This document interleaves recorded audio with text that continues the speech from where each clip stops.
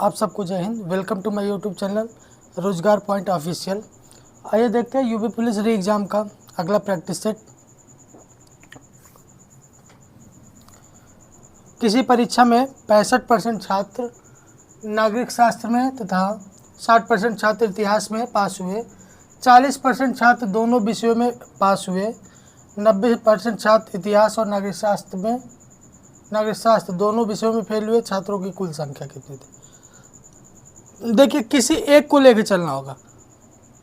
पास वाले में डाटा पर्याप्त दिया हुआ तो पास वाला डाटा लेके चलेंगे। इसके लिए क्या करते हैं, 3 सर्कल बनाते हैं।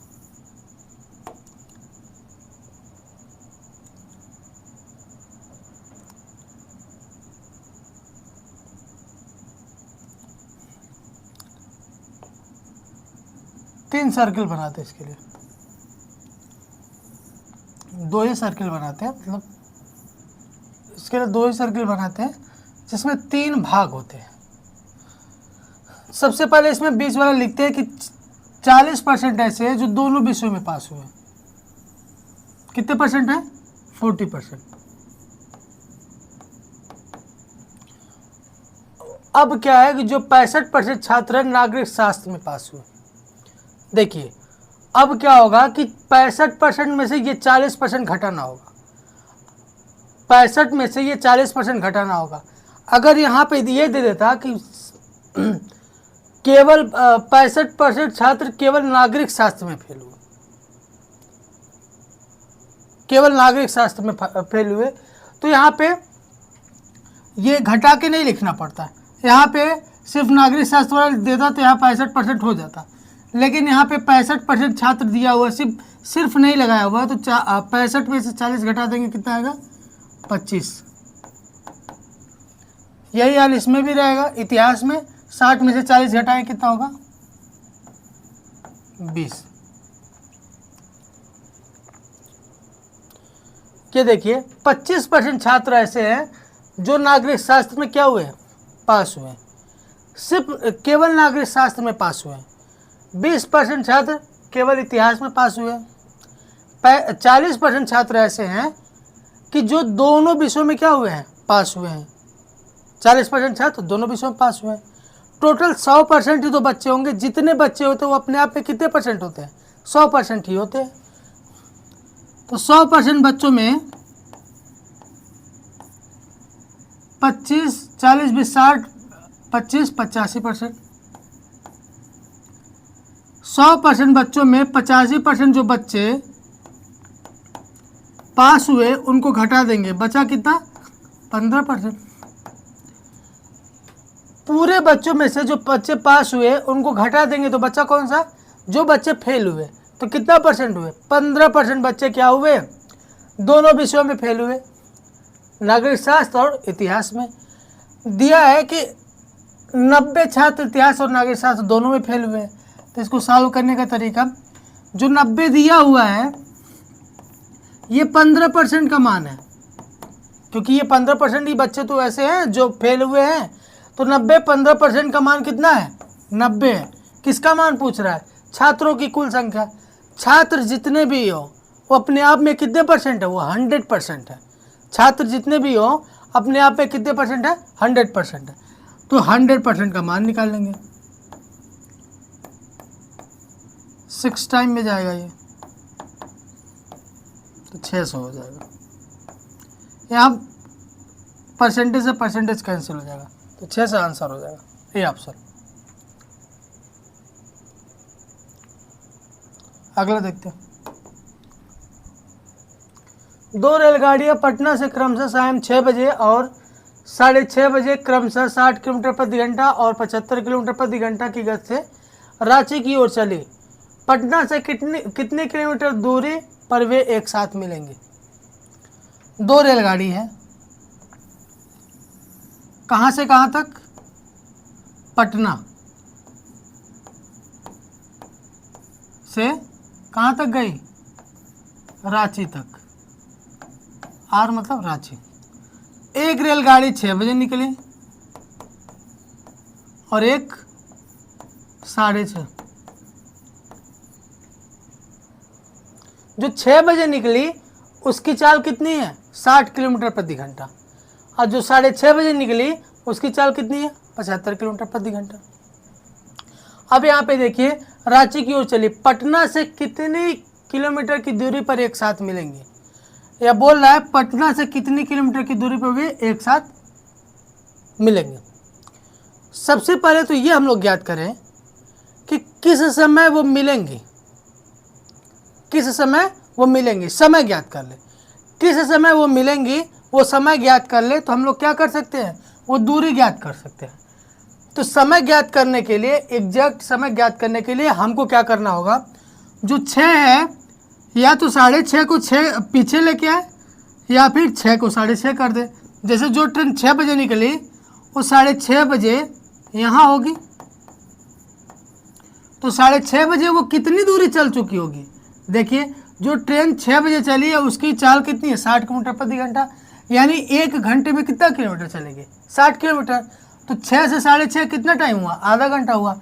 आधे घंटे में कितना किलोमीटर चलेगी? 30 किलोमीटर। अब देखिए जिस रेलगाड़ी की चाल 60 किलोमीटर प्रति घंटा वो 6:30 बजे यहाँ पे है, पटना से 30 किलोमीटर दूर। जिस रेलगाड़ी की चाल 75 किलोमीटर है, 75 किलोमीटर प्रति घंटा है, वो अभी कहाँ है? 6:30 बजे पटना स्टेशन पे। अब देखिए क्या है कि जब दो रेलगाड़ियाँ एक ही दिशा में चले तो सापेक्ष गति क्या होता है? उनका घट जाता है। जब दो रेलगाड़ियाँ एक ही दिशा में चले तो उनकी सापेक्ष गति क्या होती है? घट जाती है। जब दो रेलगाड़ियाँ विपरीत दिशा से आए तो उनकी सापेक्ष गति क्या होती है? बढ़ जाती है, तो उनको जोड़ देते हैं। लेकिन यहाँ पे एक ही दिशा में जा रहे हैं तो सापेक्ष गति इनकी क्या होगी? घट जाएगी।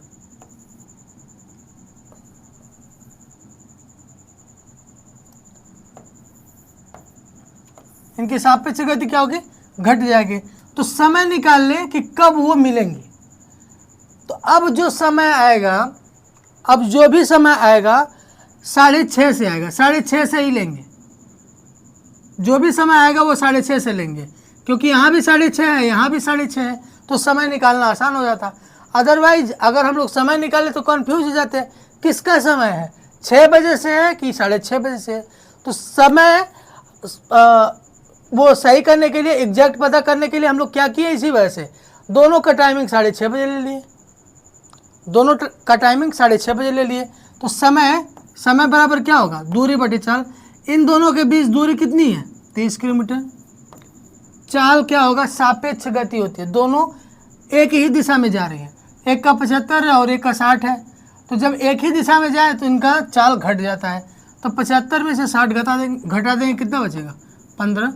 बचा क्या? 2 घंटा। ये समय कितना हो गया? 2 घंटा हो गया। अब बोल रहा है कि पटना से कितनी किलोमीटर दूरी पर वे एक साथ मिलेंगे। यहाँ पे ये है, मान लीजिए यहाँ पे मिल रही हैं, ये फिर यहाँ से, अब देखिए यानी 6:30 बजे से वहाँ तक जाने में ये कितने घंटे बाद मिलेंगे? 6:30 बजे से काउंट किए हैं तो ये 2 घंटे। 2 घंटे में क्या होंगी? ये मिलेंगे। तो हमको क्या ज्ञात करना है? हमको दूरी ज्ञात करना है। तो दूरी बराबर चाल। तो चाल क्या होगा? इन दोनों को सापेक्ष गति, 75 में से 60 घटा दें क्योंकि एक ही दिशा में जा रहे हैं, तो कितना होगा? 15।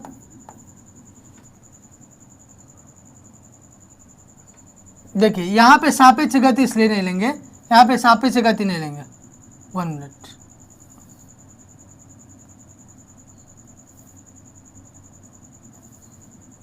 यहाँ पे सापेक्ष गति नहीं लेंगे, यहाँ पे किसी एक की गति ले लेंगे, किसी एक की गति ले लेंगे।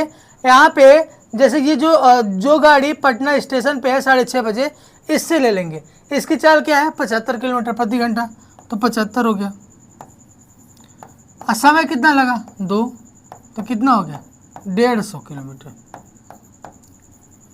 यहाँ पे सापेक्ष गति नहीं लेंगे, किसी का भी एक दूरी ले लेंगे। यहाँ अगर इसका लेंगे 6:30 बजे से, इसकी चाल कितनी है? 60 किलोमीटर प्रति घंटा। और इसको समय कितना लगा? 2। तो 120 किलोमीटर हुआ। तो यहाँ से ये कितनी दूरी पे मिलेंगे, 120 किलोमीटर की दूरी पे। लेकिन पूछा क्या है, पटना से कितनी दूरी पे मिलेंगे, तो 30 किलोमीटर, ये 120 किलोमीटर, यानी 150 किलोमीटर पे मिलेंगे। अगर इससे निकालेंगे 6:30 बजे इस वाले से, तो यहाँ पटना से कितनी दूरी पे मिलेंगे, 150 किलोमीटर पे। तो दोनों से ही आप निकाल सकते हैं। तो आंसर क्या हो जाएगा, 150 किलोमीटर। अगला क्वेश्चन देखते हैं। देखिए क्या दिया हुआ है, किसी आयत की लंबाई 40% बढ़ा दी गई और चौड़ाई 30% घटा दी गई।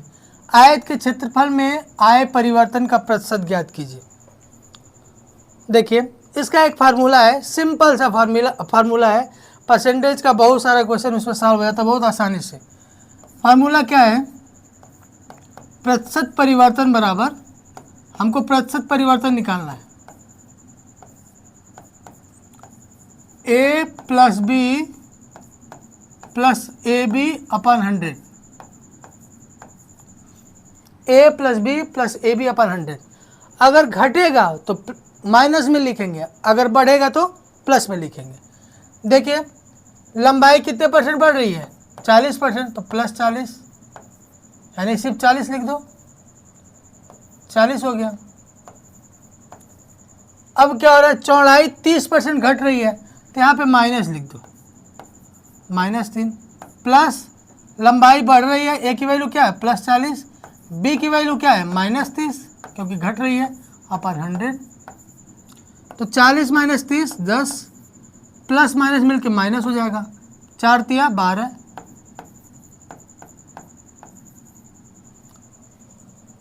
-2%। माइनस का मतलब क्या है, कमी। माइनस क्या दर्शा रहा है, कमी। तो कितने परसेंट की कमी हुई उसके क्षेत्रफल में, उसके क्षेत्रफल में 2% की कमी हो गई, माइनस दर्शाता है।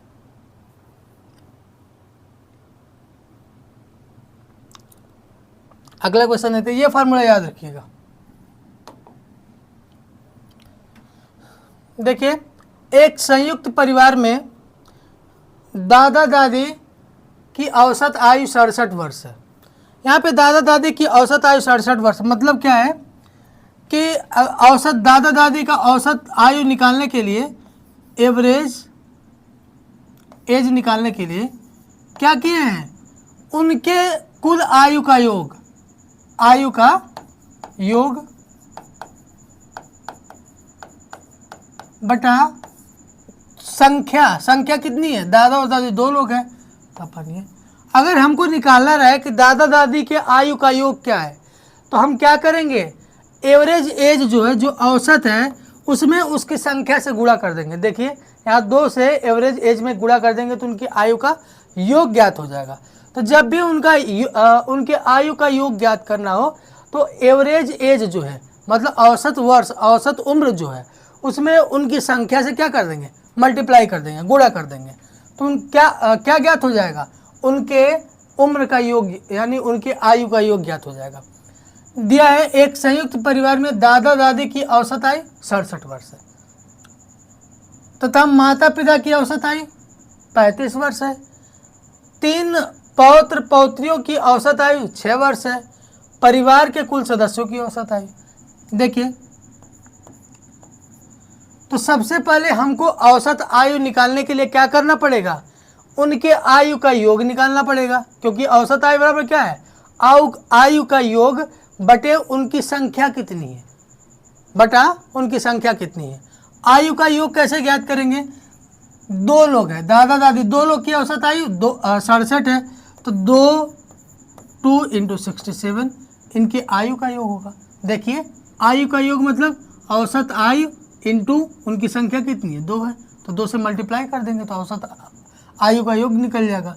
प्लस माता पिता की औसत आयु 35 वर्ष है, तो माता पिता मिला के 2 लोग हो गए, तो 35 × 2, प्लस 3 पौत्र पौत्रियाँ, तो 3 हो गया, संख्या कितना हो गया 3, और इनका औसत आयु कितना है 6 वर्ष।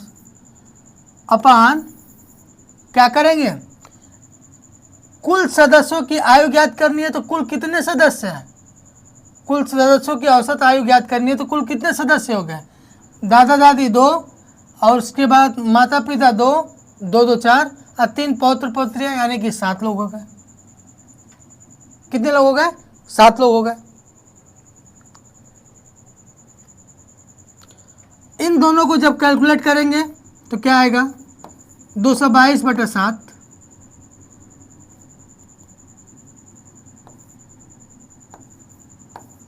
222/7 7 त्रिक इक्कीस 7 के 7 5/7 31 होल 5/7 ईयर, ये आंसर होगा। औसत आयु जब भी निकालना होता है तो उनके उम्र, जितने भी सदस्य हैं उनके उम्र के योग को मतलब जोड़ लेंगे, उनके उम्र के योग को जोड़ लेंगे और उसके बाद वो किससे भाग देंगे? उनकी संख्या से। कितनी संख्या है उनकी, उससे डिवाइड कर देंगे इसको। अगला क्वेश्चन देखिए, 270 मीटर लंबी एक रेलगाड़ी 25 किलोमीटर प्रति घंटे की रफ्तार से चल रही है। 2 किलोमीटर प्रति घंटे की रफ्तार से विपरीत दिशा से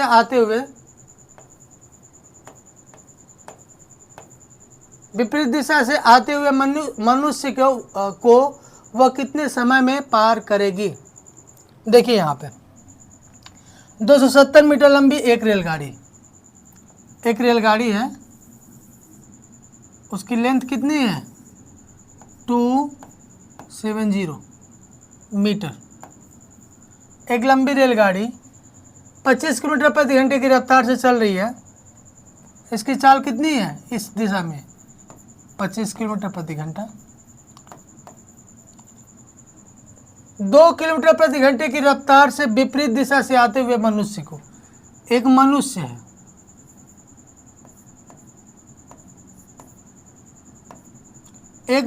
है, जो इसके विपरीत दिशा में आ रहा है। कितने किलोमीटर प्रति घंटा?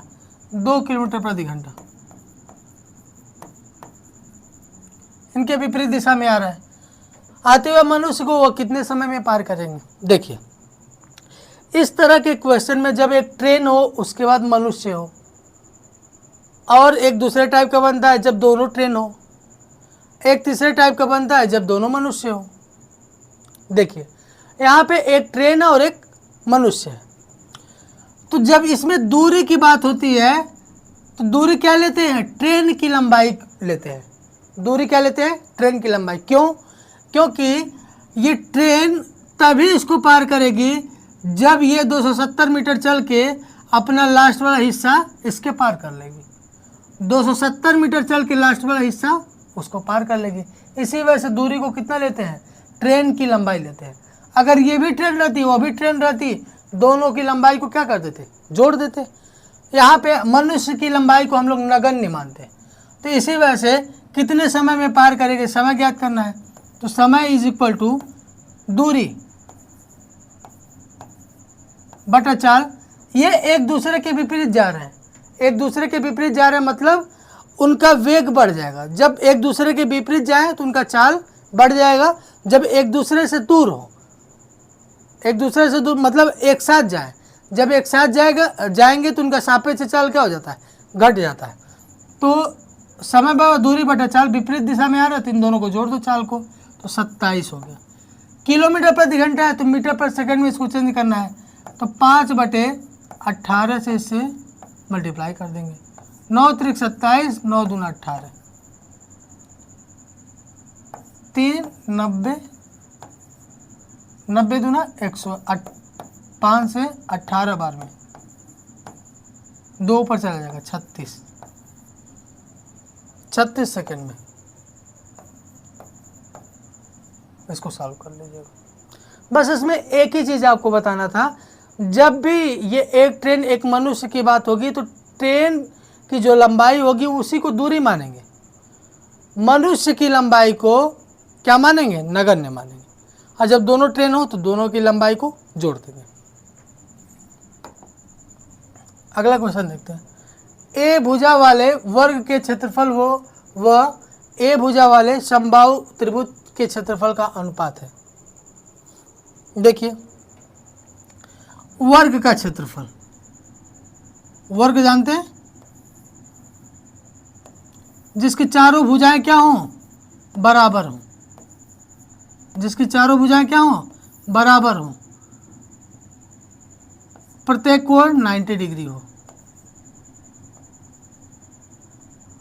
और प्रत्येक कोण 90 डिग्री हो।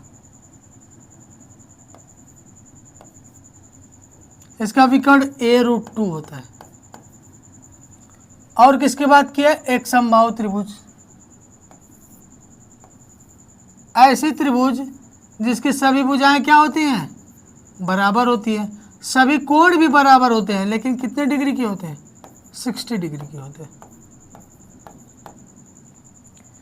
इनका क्षेत्रफल क्या होता है, भुजाई स्क्वायर। इनका क्षेत्रफल क्या होता है, √3/4 a स्क्वायर। इन दोनों का अनुपात लेना है, किसका किसका, हाँ, वर्ग का क्षेत्रफल भुजा स्क्वायर, समबाहु त्रिभुज का क्षेत्रफल √3/4 a स्क्वायर। a स्क्वायर से a स्क्वायर कैंसिल, ये इधर चला आएगा, 4/√3। ए ऑप्शन सही हो जाएगा।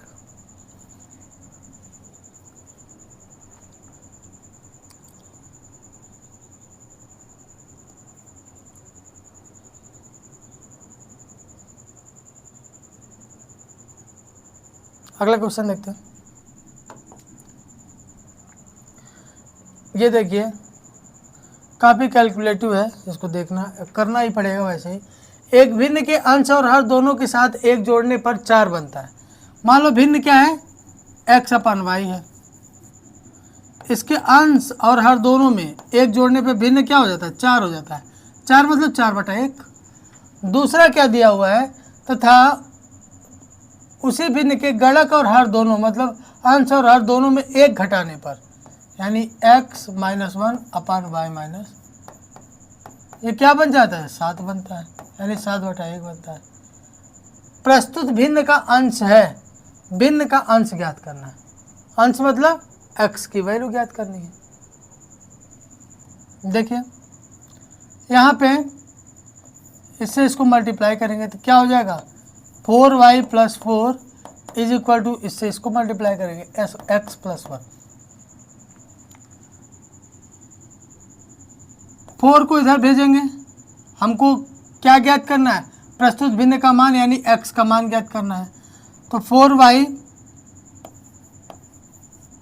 = x, 4 इधर जाएगा माइनस में हो जाएगा -3, y की वैल्यू x - 3/4, y की वैल्यू x - 3/4। अब इसको क्या करेंगे, इसमें रख देंगे, x - 1 = 7, y की जगह क्या लिख देंगे, x - 3/4 -1, यहाँ ऑलरेडी पड़ा हुआ है। तो x - 1 = 7, 4 माइनस हो गया, यानी कि ब्रैकेट में x माइनस, इसका एलसीएम ले लेंगे, 4 आ जाएगा, -3 - 4/4।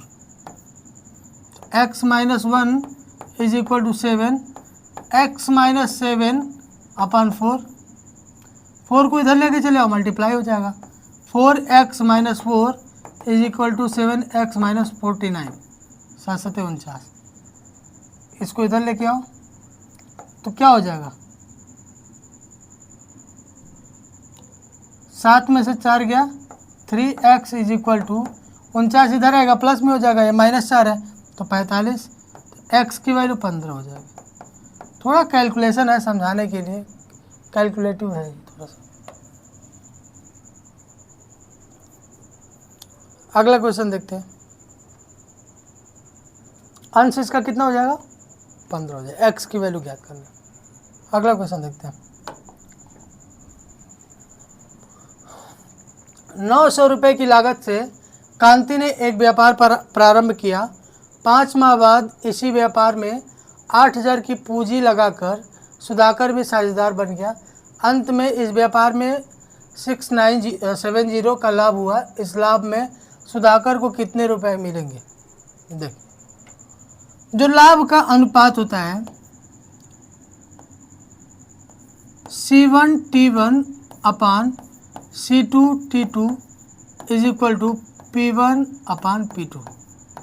C1 मतलब कैपिटल, कैपिटल मतलब पूंजी, पूंजी और उसका समय कितने समय के लिए लगा है, दूसरी पूंजी और उसका समय वो कितने समय के लिए लगा है।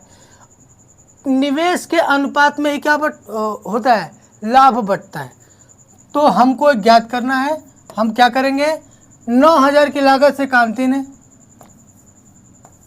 9,000 कांति ने लगाया, व्यापार प्रारंभ किया। 5 माह बाद इसी व्यापार में 8,000 की पूंजी लगाकर सुधाकर भी साझेदार बन गया, 8,000 की पूंजी। लेकिन ये 5 माह बाद हुआ है, अब वर्ष के अंत में कितना फायदा हुआ है, इतना। तो ये 7 माह के लिए रही होगी और ये 12 माह के लिए। इसी अनुपात में क्या बढ़ जाएगा, इसी अनुपात में इनका लाभ बढ़ जाएगा। ये P1 अपान P2 का मान है। 3 0 3 0 कैंसिल, 4 दूना 8, 4 तिया 12, 27/14। P1 अपान P2 का मान 27/14। देखिए यहाँ पे क्या दिया है, व्यापार में कुल कितना लाभ हुआ है, 6970। तो जो 6970 है वो किसका मान है, इनके लाभ का अनुपात दिया, इन्हीं लाभ का तो मान है। 27 और 14 को जोड़ेंगे कितना आएगा, 41। बोल रहा है कि इस लाभ में सुधाकर को कितने रुपए मिलेंगे। सुधाकर मतलब ये बाद में जो आया, मतलब P2 की वैल्यू। तो सुधाकर मतलब P2 की वैल्यू 14। तो 41 में 17 का मल्टीप्लाई करो, इतना आएगा 170 हो गया। 14 0 2380 रुपये, 2380 रुपये आंसर। तो लाभ का अनुपात निवेश के अनुपात में ही बढ़ता है। लाभ का अनुपात किस में बढ़ता है, निवेश के अनुपात में बढ़ता है। एक्चुअली ये फार्मूला लग रहा होगा, फार्मूला नहीं है, ये आपको समझाने के लिए। आप जब कर लेंगे तो ये लिखने की जरूरत नहीं है, प्रैक्टिस में जब आ जाएंगे इसको लिखने की जरूरत नहीं है। दिया है कितने समय में 3% साधारण वार्षिक ब्याज की दर से 8,000 का ब्याज उतना ही होगा जितना कि 4% साधारण ब्याज की दर से 5 वर्ष में रुपये 6,000 का होगा। देखिए साधारण ब्याज यानी सिंपल इंटरेस्ट, मूलधन इंटू दर इंटू समय बटा 100।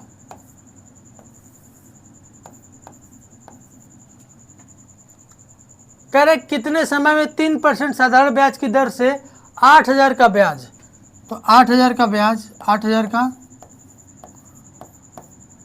3% साधारण ब्याज मान लो T समय पे, इनसे जो प्राप्त ब्याज होगा जितना कि 4% साधारण ब्याज की दर से, ये बराबर होगा 4% साधारण ब्याज की दर से, यानी कि मूलधन कितना है 6,000 है, इंटू दर 4 है, इंटू समय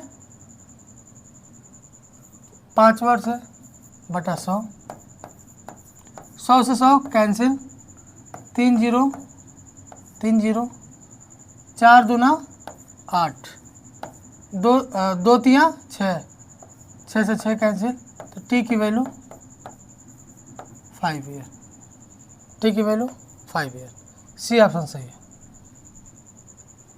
इनके साधारण ब्याज को बराबर करना है, साधारण ब्याज को, क्योंकि 8,000 का ब्याज उतना ही होगा, ब्याज जो है उतना ही होगा जितना कि 4% साधारण ब्याज की दर से 5 वर्ष में 6,000 का होगा।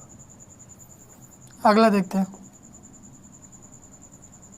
किसी टंकी को एक नल 25 मिनट में भर सकता है जबकि दूसरा नल 50 मिनट में इसे खाली कर सकता है। यदि दोनों नलों को एक साथ खोल दिया जाए तो टंकी कितने मिनटों में भर जाएगी। ऐसे क्वेश्चन में हम क्या करेंगे, देखिए ये टंकी 25 मिनट में क्या कर रही है, भर रही है, और दूसरी टंकी 50 मिनट में इसे खाली कर दे रही है। इन दोनों का एलसीएम ले लीजिए, कितना आएगा 50। ये भर रही है तो 25 से 50 में भाग देंगे +2, 50 से 50 में भाग देंगे 1, लेकिन ये खाली कर रही थी, इसी में से क्या लिखेंगे -1, माइनस आगे बढ़ा देंगे, इससे पता चल जाएगा ये खाली कर रही है। बोला यदि दोनों नलों को एक साथ खोल दिया जाए तो टंकी कितने मिनट में भर जाएगी। तो समय निकालना है। समय निकालने के लिए क्या होता है, कुल काम बटा क्षमता। क्षमता क्या होगी 2 - 1, 1 होगी। 50 मिनट आंसर होगा।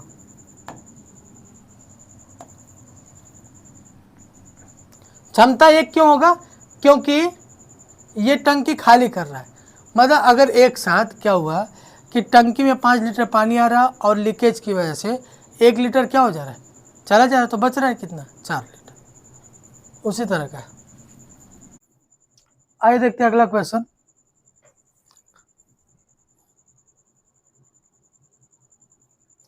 एक समांतर चतुर्भुज का एक पार्श्व 14 सेंटीमीटर है, विपरीत पार्श्व से उसकी दूरी 16 सेंटीमीटर है।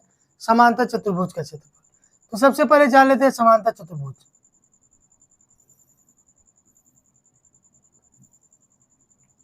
ऐसा चतुर्भुज जिसके आमने सामने की भुजाएं बराबर हो, क्या कहलाता है, समांतर चतुर्भुज। बराबर व समांतर हो तो क्या कहलाता है, समांतर चतुर्भुज। यहाँ पे क्या है कि समांतर चतुर्भुज की एक भुजा 14 सेंटीमीटर दी हुई है और उस भुजा पे सामने वाली भुजा से एक लंब डाला गया है। यही लंब जो है, जो दोनों भुजाओं पे लंब हो, वही इनके बीच की क्या होती है, दूरी होती है। जो दोनों भुजा पे क्या करे, लंब डाले, तो यही इनके बीच क्या होती है, दूरी होती है, जो 16 सेंटीमीटर है। तो समांतर चतुर्भुज का क्षेत्रफल, समांतर चतुर्भुज का क्षेत्रफल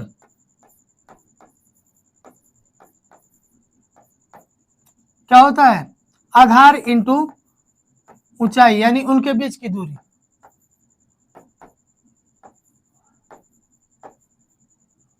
- 224 वर्ग सेंटीमीटर।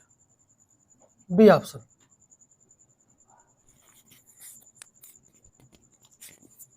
देख लीजिए, समांतर चतुर्भुज का क्षेत्रफल क्या होता है,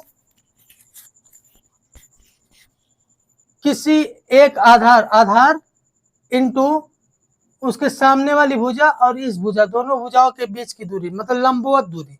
दूरी मतलब इसमें लंबवत होता है, जो इस पे भी लंब हो और उस पे भी लंब हो। अगला क्वेश्चन देखते हैं। एक थैली में 25 पैसे, 10 पैसे और 5 पैसे के सिक्के 1:2:3 के अनुपात में है। अगर कुल मान 30 रुपए है, उसका कुल वैल्यू कितना है, 30 रुपए। रुपए में है लेकिन यहाँ पैसे में भी दिया हुआ है, ठीक है। तो 5 पैसे के सिक्कों की संख्या, 5 पैसे के सिक्कों की संख्या ज्ञात करनी है। तो सबसे पहले क्या करें, हम इनको रुपए में चेंज कर लें। 25 पैसा मतलब 25 पैसा रुपए में चेंज करना है, तो इसको 100 से क्या कर देंगे, भाग दे देंगे। 25 100 100, तो रुपए कितने, रुपए में कितना हो जाएगा, 1/4। वैसे ही 10 पैसा है, उसको रुपए में चेंज करना है, तो 100 से भाग दे दो, 0 कट गया, तो रुपए में कितना हो गया, 1/10। वैसे ही 5 पैसा है, उसको 100 से भाग दे दो, 20 बार में जाएगा, रुपए में 1/20, 1/20 हो गया। और ये जो अनुपात दिया है 1:2:3, ये अनुपात ऐसा है जो उनकी संख्या के बारे में बताता है। 1/4 रुपए की कितनी संख्या है, 1 है,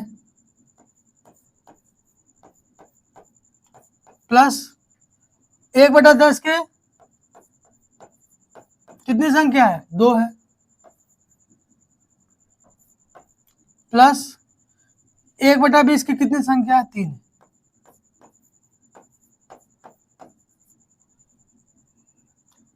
ठीक है। अब क्या करेंगे, 1/4 प्लस 2/10 प्लस 3/20। इनका एलसीएम ले लेंगे, कितना आएगा? 20 आएगा। तो 4 × 5 = 20, 5 हो गया, प्लस 10 दूना 20, 2 दूना 4 हो गया, प्लस 20 3 हो गया, 5 और 9 3 12, 5 और 9 3 12, 12/20, 4 × 12, 4 × 5 = 20, यानी 3/5। कितना हो गया? 3/5।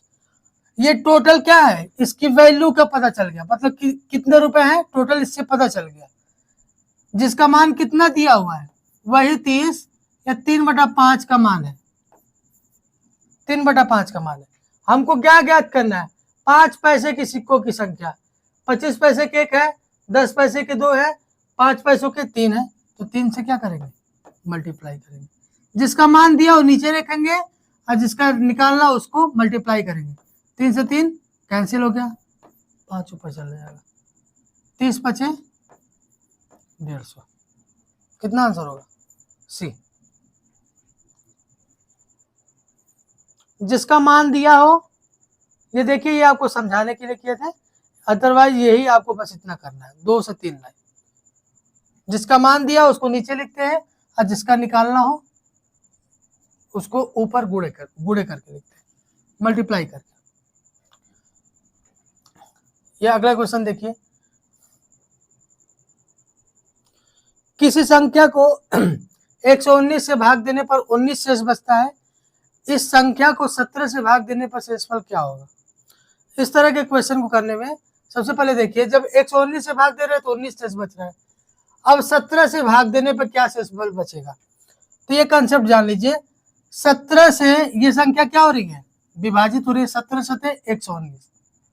जब ये संख्या इससे विभाजित होने लगे, मतलब ये 119 17 से विभाजित हो जाए, तो इसका जो शेषफल है उसके शेषफल को 17 से भाग देंगे, 19 को 17 से भाग देंगे, तो जो शेषफल आएगा वही आंसर होगा।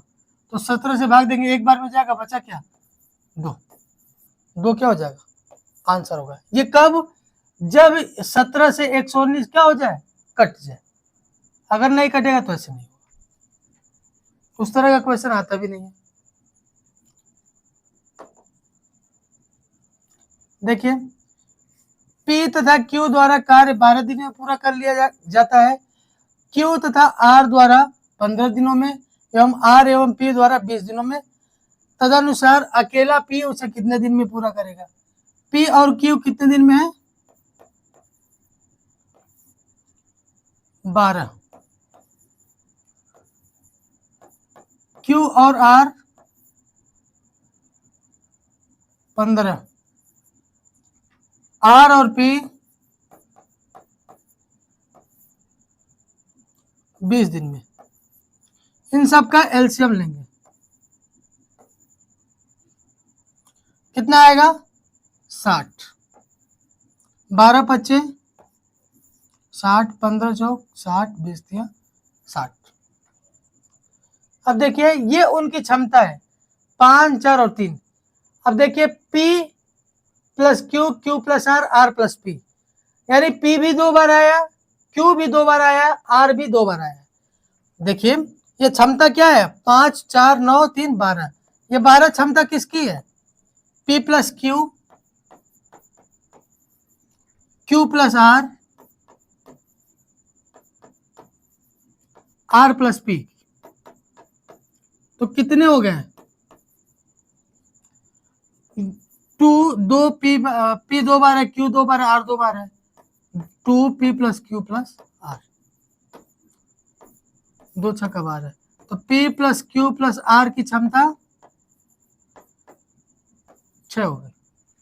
तो अब आपको ये करना नहीं है एग्जाम में, ये आपको समझाने के लिए।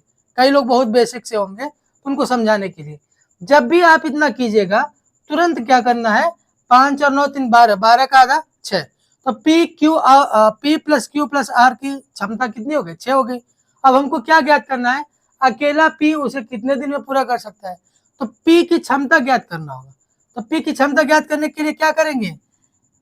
P + Q + R की क्षमता में से Q और R की क्षमता क्या कर देंगे? घटा देंगे। Q और R की क्षमता कितनी है? यहाँ पे 4 है, तो तो 4 रख देंगे, P + 4 = 6। तो P की क्षमता कितनी होगी? 6 में से 4 गया 2। ये P की क्षमता है। कुल काम कितना है? 60। तो P अकेले करने में कितना समय लेगा? कुल कार्य को उसकी क्षमता से भाग दे देंगे, 30 दिन। सी ऑप्शन सही है। ये आपको समझाने के लिए। अब जब भी आप क्वेश्चन कीजिएगा तो पहले ही मान लीजिएगा 5 और 9 3 12, 12 का आधा 6, ये P + Q + R का है। अब हमको P का निकालना है, तो Q और R की क्षमता क्या है? 4 है, 6 में से 4 घटाएंगे 2, कुल कार्य कितना है? 60, 60 में 2 का भाग देंगे कितना है? 30। आंसर हो गया। अगला क्वेश्चन देखिए, ए बी की तुलना में 3 गुना सक्षम कारीगर है, इसलिए वह एक कार्य बी की तुलना में उससे 60 दिन कम में पूरा कर लेता है। तदनुसार वे दोनों मिलकर वह कार्य कितने दिन में पूरा कर सकते हैं? बहुत अच्छा क्वेश्चन है।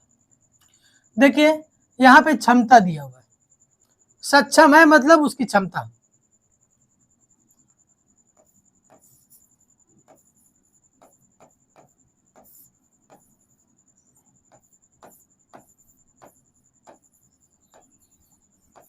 क्षमता का उल्टा क्या होगा?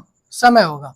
अगर दो व्यक्तियों के क्षमता का अनुपात दिया हुआ है, उसकी क्षमता के अनुपात को उल्टा कर देंगे तो उनके समय का अनुपात ज्ञात होगा। उनके समय का अनुपात का मतलब ये हुआ कि वो किसी कार्य को कितने समय में कर रहे हैं। ए कितने समय में कर रहा है, बी कितने समय में कर रहा है। तो जब भी क्षमता दिया होगा उसका उल्टा कर देंगे, क्या निकलेगा? समय का अनुपात निकलेगा। तो यहाँ पे क्या दिया हुआ है? ए बी की तुलना में 3 गुना सक्षम है, ए और बी की तुलना में 3 गुना सक्षम। अगर बी 1 है इसकी क्षमता, तो ए की क्षमता 3 हो गई। दिया हुआ क्वेश्चन में ये क्षमता है, इसका उल्टा हम लोग कर देंगे 1/3। ये क्या हो गया? समय। ये समय क्या बताता है? अगर कोई काम है तो ए अगर 3 घंटा लेता है, 3 घंटा या 3 मिनट जो भी हो, अगर 3 समय लेता है, तो अगर बी 3 समय लेता है तो ए कितना लेगा? 1 ही समय लेगा। समय क्या बताएगा? अगर किसी कार्य को करने में बी 3 समय लेता है, 3 घंटा लेता है या 3 मिनट लेता है, तो ए भी 1 ही घंटा या 1 मिनट लेगा। समय इसका क्या है? ए का क्या होगा? कम लगेगा। क्यों? जब भी आपके पास क्षमता है, क्षमता ज्यादा है, ए की क्षमता क्या है? ज्यादा है, तो आप काम को बहुत जल्दी बहुत आसानी से कर लेंगे, तो आपका समय क्या होगा? बचेगा। तो वही जब क्षमता ज्यादा तो समय कम है। देखिए इसलिए वह एक कार्य बी की तुलना में उससे 60 दिन कम में पूरा कर लेता है। बी की तुलना में इनके दिनों का अंतर कितना है? 2। 2 की वैल्यू कितनी दी हुई है? 60। बी की तुलना में कितने? 60 दिन कम में पूरा करता है। तो ए जो है बी की तुलना में कितने दिन कम है? 2। 2 की वैल्यू कितनी है? 60। तो ए की वैल्यू 30। मतलब ए कितने दिन में कर लेगा? 30 दिन में। 3 की वैल्यू निकाल लेंगे, 30 × 90। ए 30 दिन में उसी काम को करेगा, बी जो है उसी काम को 90 दिन में। क्यों? क्योंकि ए का समय 1 है, बी का समय 3 है। ए की वैल्यू 30 हो गई, बी की वैल्यू 90 हो गई। अब देखिए तो कह रहे हैं कि वह कार्य दोनों मिलकर कितने समय में, कितने दिनों में कर सकते हैं। तो ए का कितना हो गया समय? 30। बी का कितना हो गया? 90। इनका एलसीएम ले लेंगे, कितना आएगा? 90। 3 1 3 1। अब क्या होगा? समय बराबर क्या होता है? क्षमता। क्षमता कितना? 90 बटा समय बराबर कुल कार्य बटे क्षमता। क्षमता कितना है? 4। 22 होल 1/2। बी ऑप्शन सही है।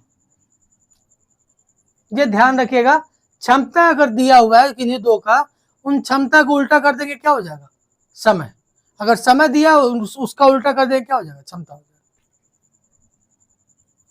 अगला क्वेश्चन, वह सबसे छोटी संख्या ज्ञात कीजिए जिससे 15, 20, 36 और 48 से भाग देने पर हर बार 8 शेष रहता है। हर बार कितना शेष रहता है? 8 शेष रहता है।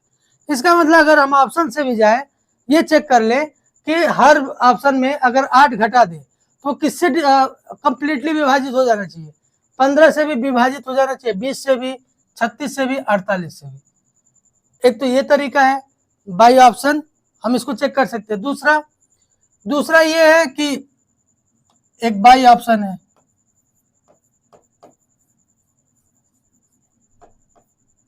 ठीक है। सेकंड क्या है, इन सब का एलसीएम ले लेते हैं, 15, 20, 36 एलसीएम ले लेंगे, 15, 20, 36, 48, 15, 20, 36, 48, ठीक है। जब इनका एलसीएम लेंगे तो 720 आएगा। कितना आएगा? 720 आएगा। इनका एलसीएम कितना आएगा? आपका 720 आएगा। 720 आएगा, उसमें क्या कर दो, 8 जोड़ दो, कितना हो गया? 728। 728 क्या हो जाएगा? आंसर हो जाएगा। जैसे पहले वाले में 8 घटा दो तो 700 क्या हो गया? 712 हो गया। क्या वो 15 से कटेगा, 20 से कटेगा? बार बार चेक करना पड़ेगा भाई ऑप्शन। और एलसीएम निकाल के करोगे, 15, 20, 36 और 48 का एलसीएम कितना आएगा? 720 आएगा। जितना शेष बच रहा है उसको क्या कर देंगे, उसमें जोड़ देंगे। देखिए बाई ऑप्शन से और कैसे कर सकते हैं। अगर हम 8 घटा दें, 720 में से 8 गया, कितना बचेगा? 712। अब 712 है, देखिए ये संख्या किससे भी कट रही है? 15 से भी कट रही है। तो 15 के फैक्टर क्या क्या हो सकते हैं? 3 और 5। तो ये 5 से कटेगी क्या? 712 5 से कटेगी? 3 से भी कटना चाहिए। और ये अगर कोई संख्या 712 अगर 15 से विभाजित है, मतलब अगर भाग चला जाता है, तो वो निश्चित तौर पे 3 से भी कटेगी और 5 से भी कटेगी। तो क्या ये 5 से कट रही है? नहीं, इसलिए ये ऑप्शन नहीं होगा। ये इसमें से 8 घटा दो तो कितना बच रहा है? 728 में 720। 728 में से 8 घटा दो 720 बचा। क्या ये 3 से कट जाएगा? तो 3 से कटने के लिए क्या होगा? इनके अंकों का योग 7 और 2 9, 9 3 से कट जाएगा, 5 से कट जाएगा। हाँ, एक 0 है तो 5 से कट जाएगा। और क्या 36 है? क्या ये 6 से भी कट जाएगा? 36 9 से भी कट जाएगा। क्या ये 9 से कट जाएगा? 9 से कटने का मतलब क्या है? इनके अंकों का योग 9 से कट जाना चाहिए। 7 2 9, 9 से कट जा रहा है। 48, 8 6 के 48, 8 और 6 दोनों से कट जाएगा।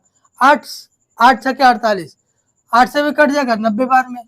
तो इससे हम ऑप्शन से बाई ऑप्शन यूज कर सकते थे। ये आपको तब समझ आएगा जब आपको मालूम रहे कोई संख्या 3 से कब कटेगी, 5 से कब कटेगी, 4 से कब कटेगी, 11 से कब कटेगी। अभी 11 का हो सकता है ये इस सेट में हो, आपको समझाते हैं। संख्या पद्धति जब ये आप इस चैनल पे देखेंगे चैप्टर वाइज एकदम सॉल्व करा है, वहां पे आपको मिल जाएगा।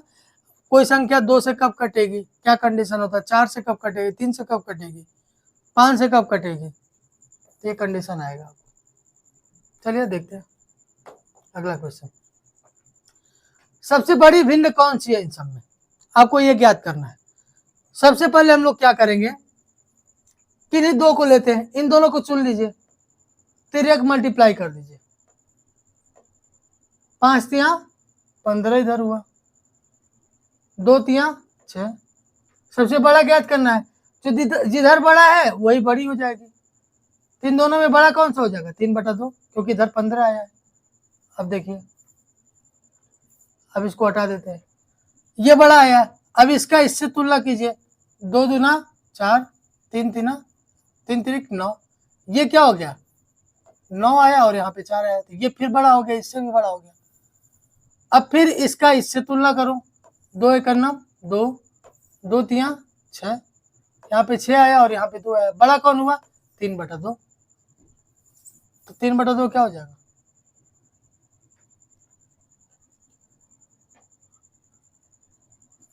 ये 2/3 लिख दिया है, 2/3 1/2, 3/5 और 3/8। ये 3/8 नहीं है, ये 3/2 है। 8 तो है ये नहीं है, 3/8 ऑप्शन क्वेश्चन में नहीं है, 3/2 है ये। और 3/2, ये 3/2 है।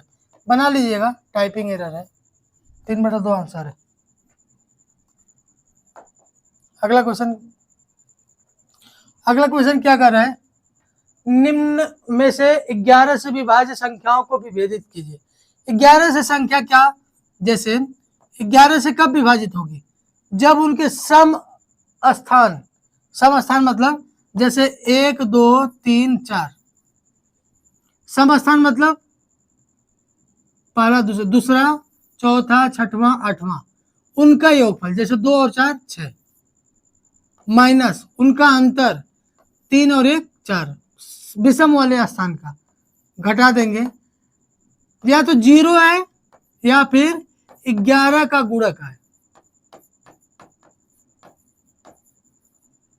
या तो 0 है या फिर 11 का गुणक है। जैसे अब यहां से समझाते हैं आपको, सम स्थान मतलब 7 और 1 मतलब दूसरा और चौथा, 2 और 4 सम स्थान वाले है ना, 7 और 1 8 हो गया।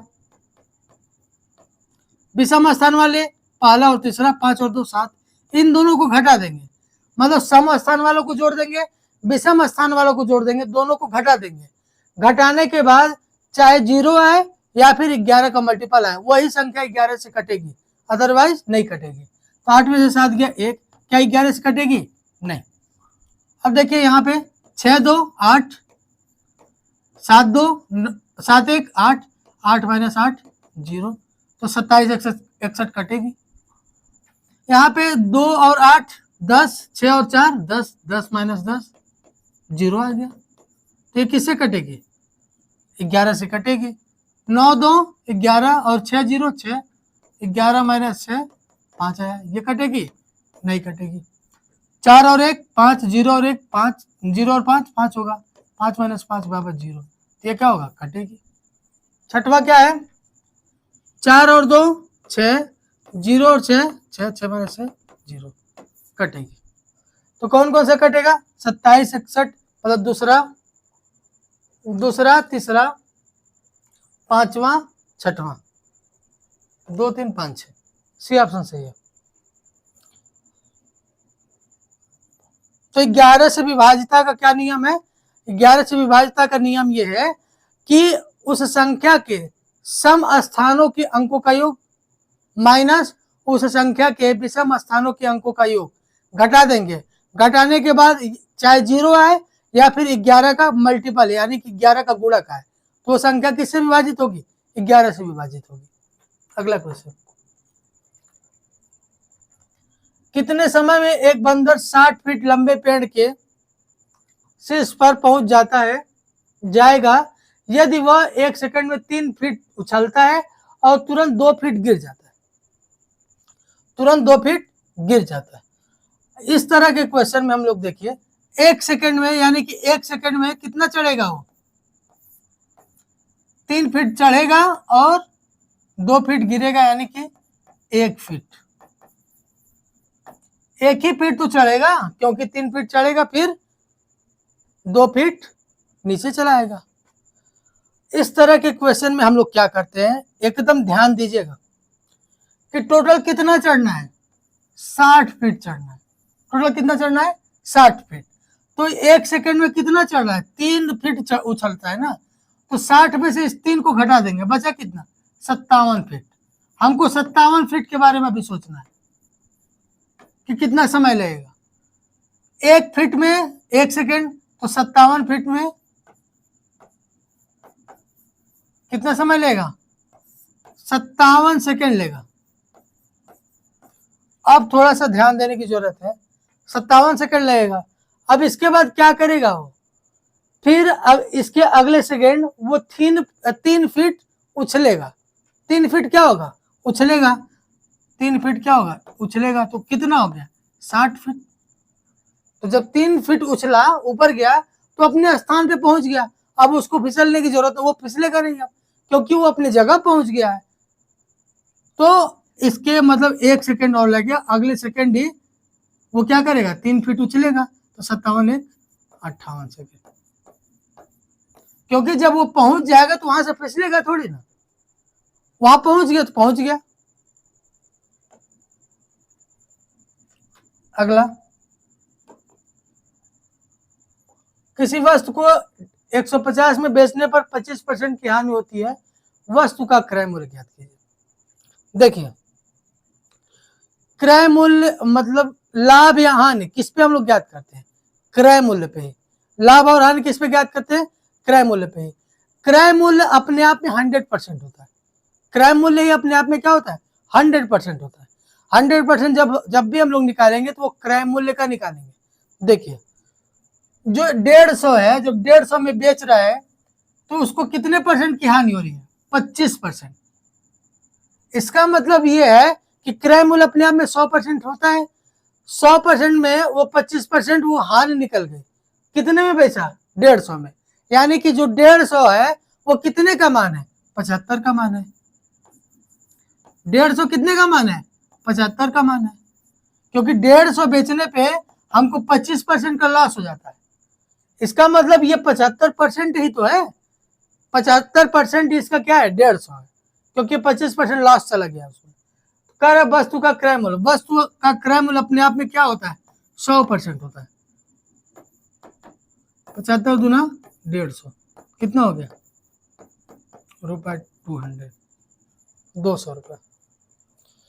एकदम आसान तरीके से करने के लिए सीख लीजिए, एकदम सीख लीजिए। हर क्वेश्चन में ऐसे यूज करेंगे। आपको जब पाई चार्ट ये सब पढ़ाएंगे लास्ट में करीब आपको 100 के लगभग वो आपको कराएंगे। जितना भी मिल जाएगा, जितना भी पॉसिबिलिटी होगा हम आपको कराएंगे। तो इसी पैटर्न पे करना है, जल्दी से करना है आपको, समय बचाना। अगला देखते हैं।